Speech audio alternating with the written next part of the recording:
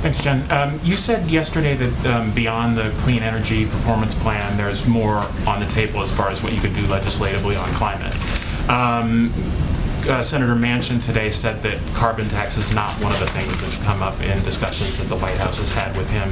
Is that something that the White House has taken off the table, and if so, why?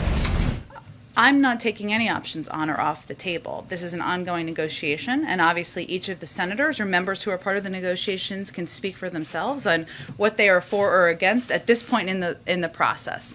I think what it's important to note, and what I would just point out today, is that there was a report from the Rhodium Group, an independent research firm, reinforced the fact that the United States has multiple pathways to meet President Biden's pledge to reduce emissions 50 to 52% below 2005 levels in 2030. There's no question that as we work to get the infrastructure bill passed, as we work to get the Build Back Better agenda passed, that there are components in both of those bills that would help have an enormous impact on moving things forward. And I wanted to highlight a couple of these things because sometimes we shorthand in the infrastructure bill roads, rails, and bridges. These are key components that we don't talk about a lot, that people out there in the country don't always know all about these components as we shorthand them roads, rails, and bridges. And some of these are climate pieces. Including making the largest federal investment in history to expand public transit. That's going to help a range of lower income communities. It's also a step that is a positive step forward for the climate.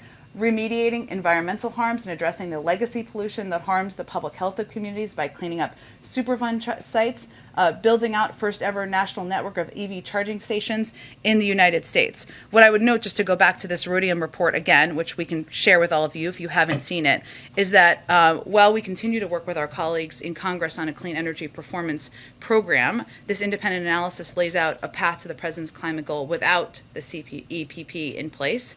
No one policy, in our view, makes or breaks our chances. It's clear that we need to pursue bold efforts in all of the economic sectors that release harmful greenhouse gas emissions, and we're working with Congress to do exactly that. So I mentioned, of course, the different components in the package and the president's budget proposal.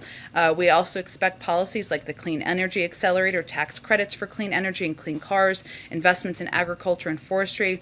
All of these will be major drivers in emissions cuts, and all are part of both discussions with Congress and discussions of what the president can do independently. And what about the carbon tax? Is that a part of those discussions as well? That's an idea that not one the president proposed, but one that has been put forward by a range of members of Congress.